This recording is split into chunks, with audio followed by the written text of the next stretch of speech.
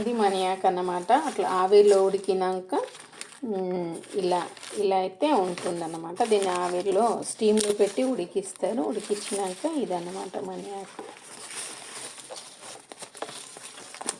ఇలా అయితే ఉంటుంది మనియాక్. ఇది ఇట్లా కొంచెం స్టిక్కీగా అయితే ఉంటుంది.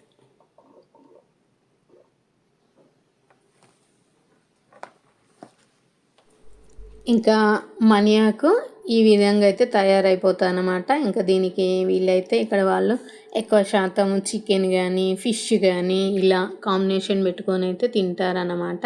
ఇదైతే ఫిష్ కూర వండుకుంటుంది మా పని అమ్మాయి అయితే. ఇంకా కర్రీ వచ్చేసింది. ఇంకా చాలా కలర్ఫుల్గా ఉంది కదా. వాళ్ళు చాలా బాగా వండుకుంటారు కూర. మళ్ళాగే డీప్ ఫ్రైలు అయితే చేయరు. ఎక్కువ శాతం జస్ట్ ఇలా ఉడికిచ్చేసుకుంటారు అంతే. ఇంకా లాస్ట్ టైం అయిపోవడానికి అయితే వచ్చింది. ఇంకా అయిపోయినాక ఇలా ప్లేట్లో అయితే పెట్టేసుకొని ఇంకా మనియాక్తో తింటుంది. తనైతే ఎలా ఉంది అని అయితే అడిగాను. ఏం చెప్తావు చూద్దాం. అమ్మ సిసి గుడ్డు రేస్తాయా? Very good.